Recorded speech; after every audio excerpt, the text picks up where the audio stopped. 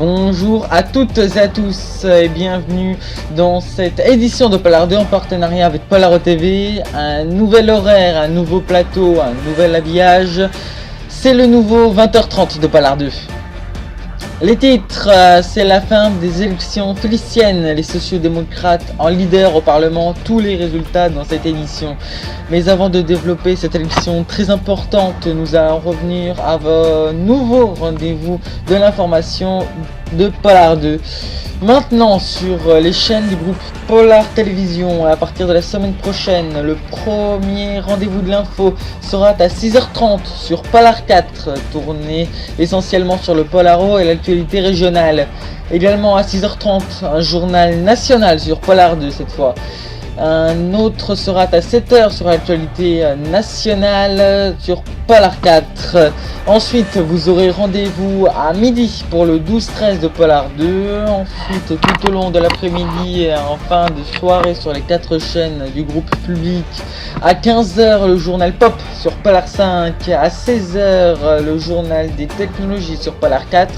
À 15h, à 18h, pardon, le 18-19 régional, puis le 19-20 national sur Polar 4. Et enfin, votre dernier rendez-vous de l'information, c'est ici même sur Polar 2 avec le 20h30. Nous sommes le lundi 8 septembre 2014. Le principal titre de cette journée, ce sont les résultats définitifs des élections parlementaires féliciennes qui viennent de tomber, avec les sociodémocrates qui arrivent globalement en tête dans ce nouvel hémicycle félicien avec 75% des sièges. Loin derrière les libéraux et leurs 39 députés, collés au mouvement populaire démocrate qui a lui 36 députés. Viennent ensuite les communistes avec 26 députés, puis les écologistes avec 17 sièges. Enfin, c'est le Parti populaire démocrate philicien qui réforme ses résultats, donc le parti d'extrême droite. En effet, ce parti d'extrême droite n'a réuni que 7 députés dans les 4 pays votants. A noter que tous les partis participants font partie d'un groupe philicien. Il n'y a donc aucun non-inscrit. Concernant l'équilibre droite-gauche, malgré les deux partis assez puissants de droite, c'est la gauche qui reste majoritaire avec ses 112 sièges contre 82 pour la droite. Les partis de droite sont loin derrière les sociodémocrates et seule une fusion des libéraux et du MPD pourrait les rapprocher du démocrate, avec 75 sièges chacun, mais ceci n'est que de la fiction toutefois. Au niveau de la participation, elle a été globalement assez élevée dans l'UP avec 72,75% de moyenne, mais avec une grosse désillusion sonrisienne qui était largement à prévoir. Les électeurs ne croyant plus à la politique, en effet, un peu plus d'un électeur sur deux a fait le déplacement aux urnes. 55,7% de participation, un record historique pour un pays proie à la défiance économique comme politique. En revanche, un record de participation au Polaro où visiblement les Polariens avaient hâte de voter pour ces élections avec 82,7% de participation. Dans le détail, 78,6% en Crimée et 74% au Brosselia. Passons maintenant aux résultats détaillés nationaux. Commençons par la RVB, la République fédérale de Brossélie, avec l'Union démocrate, le parti du président au pouvoir Jean-Marc Cham, qui réalise le meilleur score, 35% des suffrages avec 16 sièges à la clé, Viennent ensuite le Rassemblement socialiste, 24,8%, et le Parti libéral bruxellien du haut de ses 16,4% et de ses 7 sièges.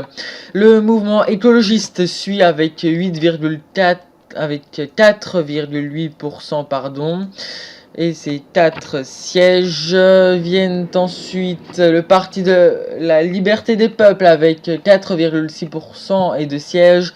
Le parti actuellement non présent au Parlement et faisant partie du Parti social-libéral philicien. Les communistes, eux, arrivent avant-dernier avec 3,4% et un seul siège. Enfin, le II, l'International identitaire, qui est un parti d'extrême droite, a un 3,4%, donc un petit score et aucun siège. Région par région cette fois, c'est l'UD qui gagne avec plus de 40% dans la région de Valtamine. Viennent ensuite les socialistes et les libéraux. Sur les 8 sièges de la région, 4 sont pour le premier, l'UD, et 1 et 2 respectivement pour le RS et le PLB. Dans le centre-est, c'est également l'UD qui remporte avec plus de 50% des voix cette fois. Une victoire éclatante pour celui qui obtient 5 sièges sur 9 et 2 pour ses principaux adversaires régionaux comme nationaux, le PLB et le RS, qui sont donc à égalité avec 2 sièges chacun. Dans l'ouest, ce sont les libéraux qui se sont imposés avec 35% face à l'UD qui a lui 27% et un rassemblement socialiste à 12%. Sur les 8 sièges de la région, 3 sont libéraux, et 2 taux démocrates et 1 taux socialiste, comme au et d'ailleurs un siège, c'est également le résultat des nationalistes du Parti pour la liberté des peuples. Dans cette région de l'ouest, passons directement dans le sud et dans le nord maintenant, où les socialistes sont également en tête dans ces 2 régions, remportant 3 sièges dans chacune de ces régions. A noter que c'est dans le nord que le Parti communiste bruxellien a obtenu son seul siège, pareil pour les écologistes, mais dans le sud cette fois.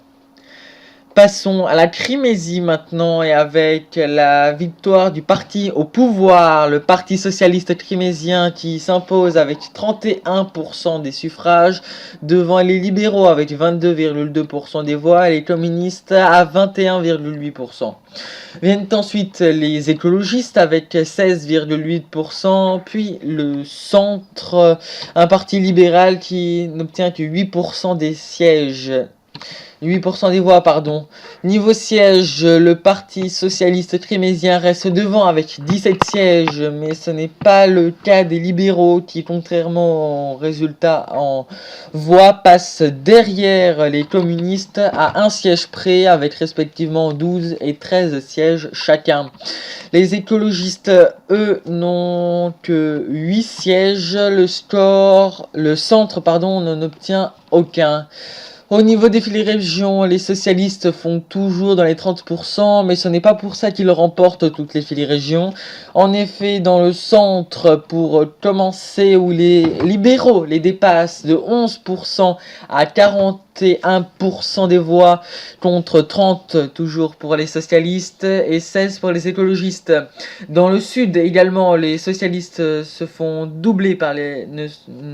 pas doubler par les libéraux cette fois, mais par les communistes, qui remporte cette région avec 3% d'avance à 33% des voix face à 30% pour les socialistes. Autour du Polarome maintenant, où c'est également le parti de gauche au pouvoir qui remporte en effet le PSD du haut de ses 35% et de ses 15 sièges dépasse les libéraux qui ont eux 31% et 14 sièges. Il faut dire que personne n'attendait le PL aussi haut, à 4% du PSD, alors qu'ils avaient été littéralement distancés lors de la dernière présidentielle par l'EP.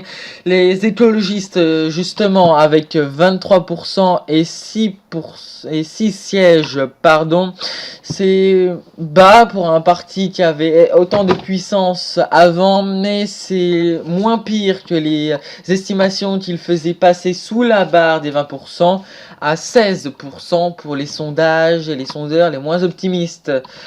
Les socialistes font les socialistes font également un mauvais score avec 6% et aucun siège. Les socialistes que l'on peut plus considérer comme des partis d'extrême gauche qui n'avaient justement trouvé aucun équivalent en parti philicien et qui donc allait, s'il avait remporté des députés, se retrouver en liste non attribuée. Enfin, en forte progression cette fois, les nationalistes avec 5% et un siège qui ont notamment énormément progressé dans la région du centre. On en reparle dans quelques minutes. Fili-région par fili-région, toujours au Palaro. Le PSD remporte partout, sauf dans la région centre, on en reparlerait également. Partout, deuxième, sauf dans le centre où il est premier. Les libéraux tournent toujours vers les 30%, avec quasiment dans toutes les régions 3 sièges. Le Polaro, lui, fait 4, 4, 3, 3, 1 siège dans les 5 fili-régions polariennes.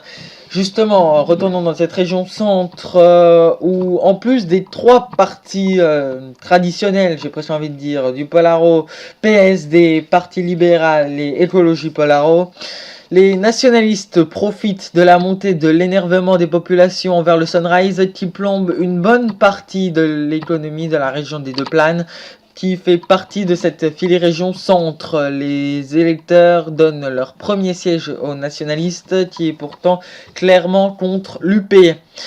Passons enfin au Sunrise, avec là le cuisant échec des Républicains. En effet, le parti du gouvernement de Freddie Howard et en ce moment de Bill Craven s'est fait véritablement désavouer face à une opposition à plus de 42%. Dans ce classement national, le Nouveau Centre puis le parti de l'île Saint-Paul suivent avec respectivement 5,88% et 4 sièges contre 4,41% et 3 sièges pour le Parti social-démocrate qui est celui de l'île Saint-Paul. Viennent ensuite à égalité parfaite et c'est encore un record du Sunrise en plus de sa participation très très basse. 3 partis obtiennent le même score et le même nombre de sièges. Pourtant dans toutes les fili-régions pour obtenir un résultat national. C'est 2,94% des voix pour 2 sièges. C'est le cas du parti Liberté, écologiste et néo-racial. Les démocrates ont battu les républicains dans toutes les régions, sauf dans le centre-ouest où il obtient quand même 50% des voix. Sinon, le pays avec le plus de sièges, 68 pour être précis, en donne 29 aux démocrates et 17 aux républicains. Pour tous les résultats encore plus en détail, ils seront bientôt disponibles sur le site internet de l'Union Félicienne, relancé là très récemment. C'est la fin de notre édition. Prochain rendez-vous avec l'info dès 6h30 demain matin sur notre antenne. Merci de nous avoir suivis. C'est la fin de notre édition. Quant à moi, je vous donne rendez-vous dès demain à 20h30. Merci de nous avoir suivis. Au revoir.